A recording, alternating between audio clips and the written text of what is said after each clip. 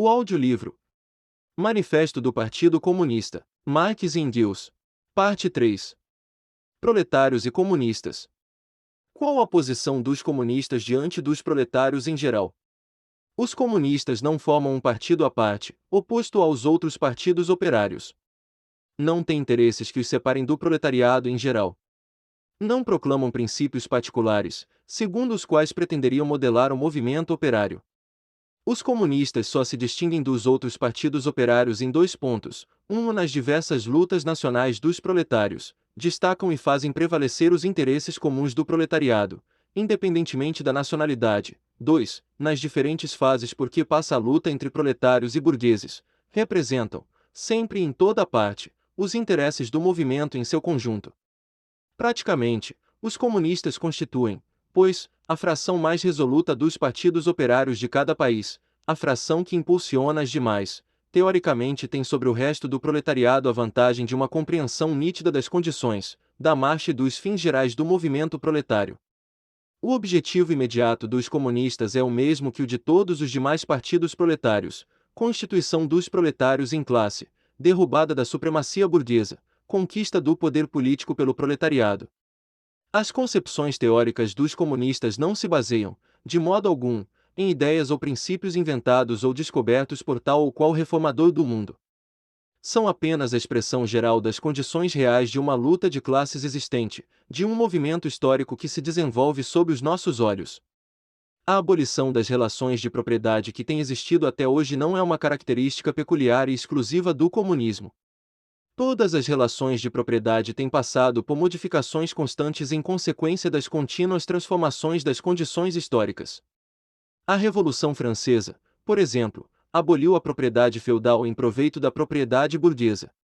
O que caracteriza o comunismo não é a abolição da propriedade em geral, mas a abolição da propriedade burguesa. Ora, a propriedade privada atual, a propriedade burguesa, é a última e mais perfeita expressão do modo de produção e de apropriação baseado nos antagonismos de classe, na exploração de uns pelos outros. Nesse sentido, os comunistas podem resumir sua teoria nesta fórmula única: abolição da propriedade privada. Censuram-nos, a nós comunistas, o querer abolir a propriedade pessoalmente adquirida, fruto do trabalho do indivíduo, propriedade que se declara ser a base de toda liberdade, de toda independência individual. A propriedade pessoal, fruto do trabalho e do mérito.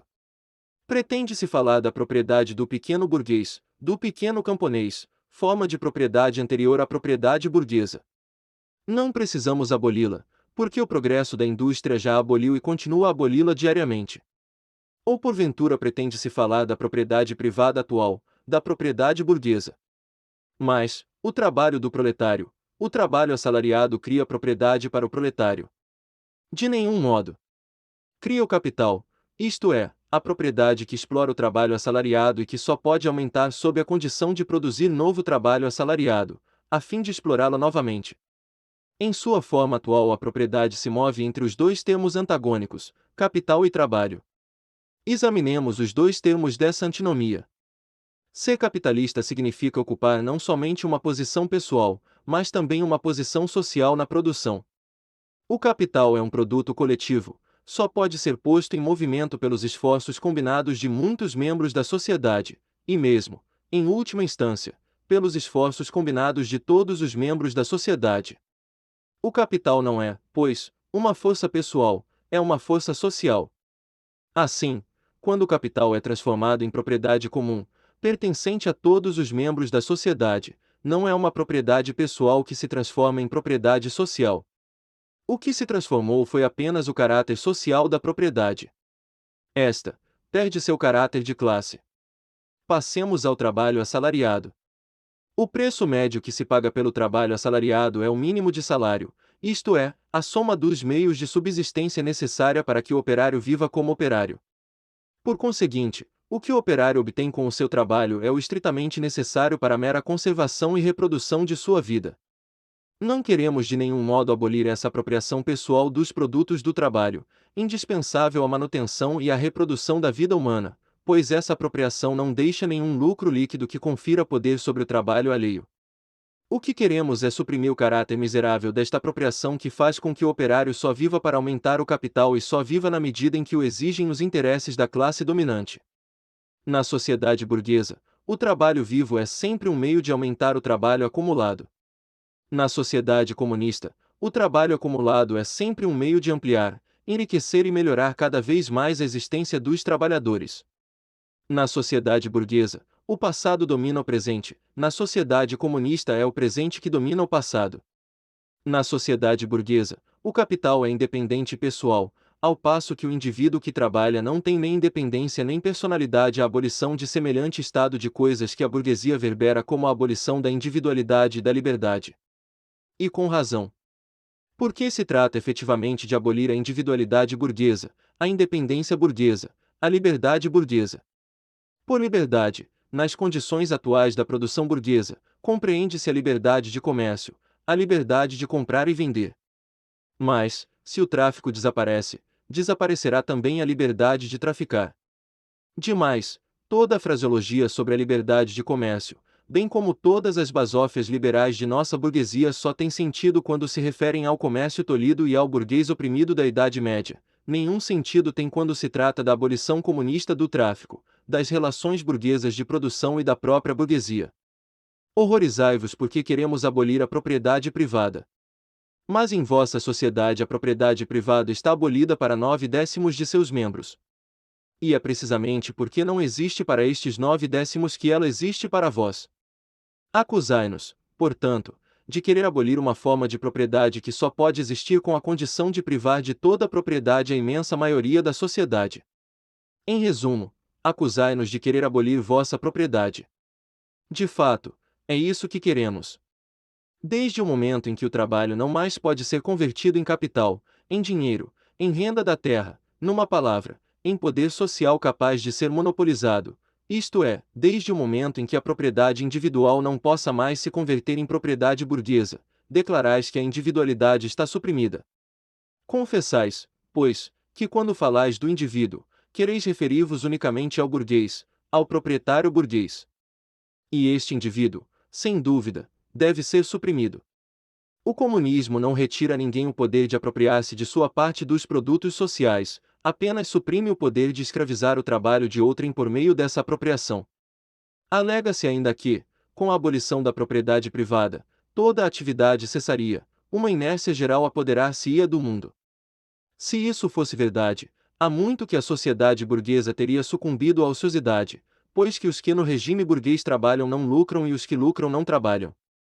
Toda objeção se reduz a essa tautologia: não haverá mais trabalho assalariado quando não mais existir capital.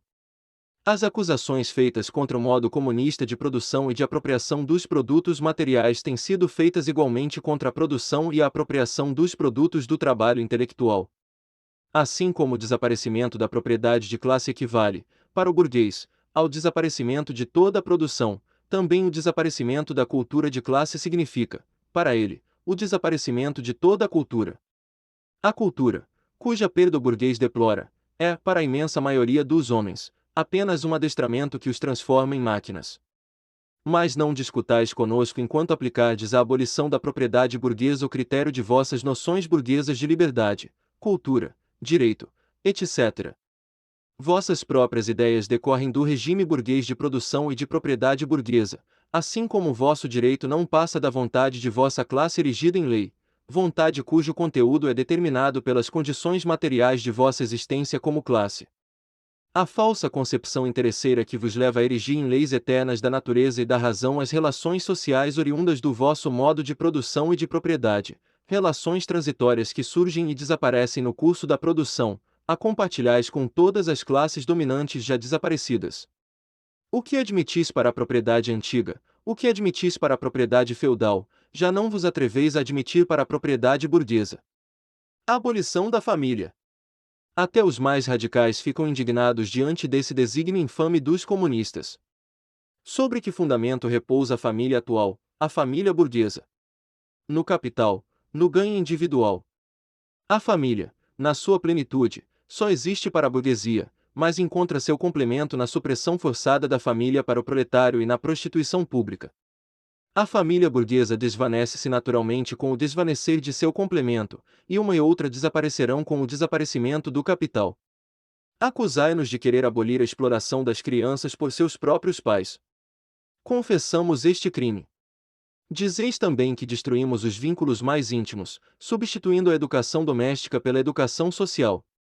E vossa educação não é também determinada pela sociedade, pelas condições sociais em que educais vossos filhos, pela intervenção direta ou indireta da sociedade por meio de vossas escolas, etc. Os comunistas não inventaram essa intromissão da sociedade na educação, apenas mudam seu caráter e arrancam à educação a influência da classe dominante. As declamações burguesas sobre a família e a educação, sobre os doces laços que unem a criança aos pais, tornam-se cada vez mais repugnantes à medida que a grande indústria destrói todos os laços familiares do proletário e transforma as crianças em simples objetos de comércio, em simples instrumentos de trabalho. Toda a burguesia grita em coro: vós, comunistas, quereis introduzir a comunidade das mulheres. Para o burguês, sua mulher nada mais é que um instrumento de produção. Ouvindo dizer que os instrumentos de produção serão explorados em comum, conclui naturalmente que haverá comunidade de mulheres.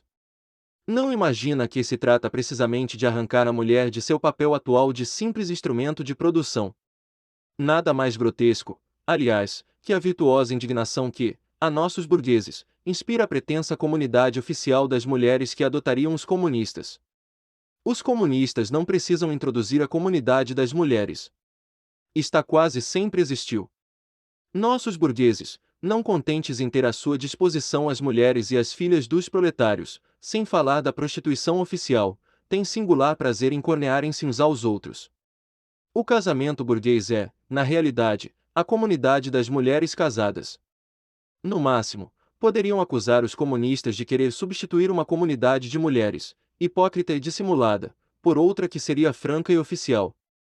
De resto, é evidente que, com a abolição das relações de produção atuais, a comunidade das mulheres que deriva dessas relações, isto é, a prostituição oficial e não oficial, desaparecerá. Além disso, os comunistas são acusados de querer abolir a pátria, a nacionalidade. Os operários não têm pátria. Não se lhes pode tirar aquilo que não possuem. Como, porém, o proletariado tem por objetivo conquistar o poder político e erigir-se em classe dirigente da nação, tornar-se ele mesmo a nação, ele é, nessa medida, nacional, embora de nenhum modo no sentido burguês da palavra. As demarcações e os antagonismos nacionais entre os povos desaparecem cada vez mais com o desenvolvimento da burguesia, com a liberdade do comércio e o mercado mundial, com a uniformidade da produção industrial e as condições de existência que lhe correspondem. A supremacia do proletariado fará com que tais demarcações e antagonismos desapareçam ainda mais depressa. A ação comum do proletariado, pelo menos nos países civilizados, é uma das primeiras condições para a sua emancipação. Suprimi a exploração do homem pelo homem e tereis suprimido a exploração de uma nação por outra. Quando os antagonismos de classe, no interior das nações, tiverem desaparecido, desaparecerá a hostilidade entre as próprias nações. Quanto às acusações feitas aos comunistas em nome da religião, da filosofia e da ideologia em geral, não merecem um exame aprofundado. Será preciso grande perspicácia para compreender que as ideias, as noções e as concepções, numa palavra, que a consciência do homem se modifica com toda mudança sobrevinda em suas condições de vida, em suas relações sociais, em sua existência social. Que demonstra a história das ideias senão que a produção intelectual se transforma com a produção material? As ideias dominantes de uma época sempre foram as ideias da classe dominante. Quando se fala de ideias que revolucionam uma sociedade inteira, isto quer dizer que, no seio da velha sociedade, se formaram os elementos de uma nova sociedade e que a dissolução das velhas ideias marcha de par com a dissolução das antigas condições de vida. Quando o mundo antigo declinava, as velhas religiões foram vencidas pela religião cristã, quando, no século XVIII, as ideias cristãs cederam lugar às ideias racionalistas, a sociedade feudal travava sua batalha decisiva contra a burguesia então revolucionária. As ideias de liberdade religiosa e de liberdade de consciência não fizeram mais que proclamar o império da livre concorrência no domínio do conhecimento. Sem dúvida, dir-se-á, as ideias religiosas, morais, filosóficas, políticas, jurídicas, etc., modificaram-se no curso do desenvolvimento histórico, mas a religião, a moral, a filosofia, a política, os direitos mantiveram-se sempre através dessas transformações. Além disso, há verdades eternas, como a liberdade, a justiça, etc., que são comuns a todos os regimes sociais. Mas o comunismo quer abolir estas verdades eternas, quer abolir a religião e a moral, em lugar de lhes dar uma nova forma, e isso contradiz todo o desenvolvimento histórico anterior. A que se reduz essa acusação? A história de toda a sociedade até nossos dias consiste no desenvolvimento dos antagonismos de classe, antagonismos que se têm revestido de formas diferentes nas diferentes épocas.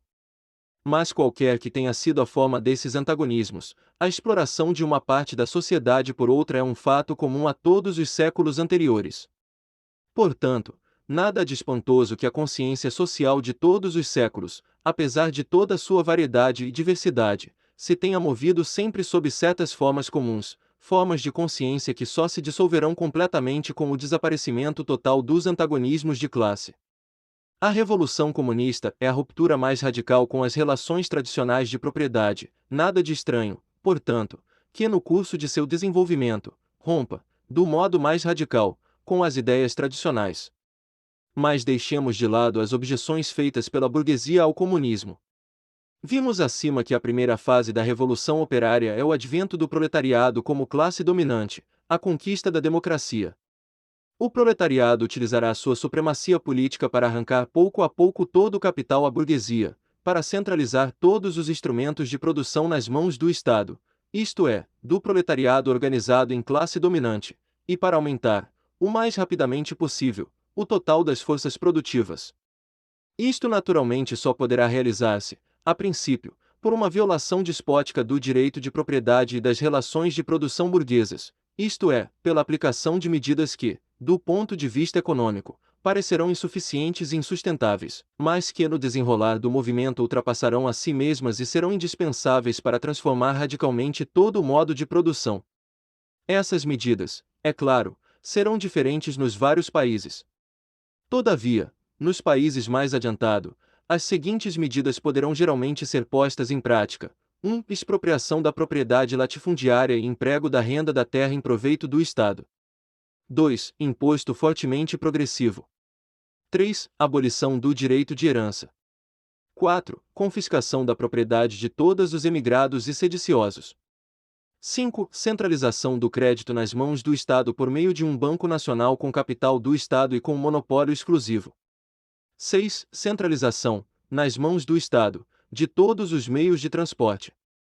7. Multiplicação das fábricas e dos instrumentos de produção pertencentes ao Estado, arroteamento das terras incultas e melhoramento das terras cultivadas, segundo um plano geral. 8. Trabalho obrigatório para todos, organização de exércitos industriais, particularmente para a agricultura. 9. Combinação do trabalho agrícola e industrial, medidas tendentes a fazer desaparecer gradualmente a distinção entre a cidade e o campo. 10. Educação pública e gratuita de todas as crianças, abolição do trabalho das crianças nas fábricas, tal como é praticado hoje. Combinação da educação com a produção material, etc. Uma vez desaparecidos os antagonismos de classe no curso do desenvolvimento e sendo concentrada toda a produção propriamente dita nas mãos dos indivíduos associados, o poder público perderá seu caráter político. O poder político é o poder organizado de uma classe para a opressão de outra. Se o proletariado, em sua luta contra a burguesia, se constitui forçosamente em classe, se converte por uma revolução em classe dominante, como classe dominante, destrói violentamente as antigas relações de produção, destrói, justamente com essas relações de produção, as condições dos antagonismos entre as classes, destrói as classes em geral e, com isso, sua própria dominação como classe. Em lugar da antiga sociedade burguesa, com suas classes e antagonismos de classe, surge uma associação onde o livre desenvolvimento de cada um é a condição do livre desenvolvimento de todos. Obrigado por assistir este vídeo. Se gostou, deixe seu like e se inscreva no canal. A cultura forma sábios, a educação homens. Luís Bonaldo.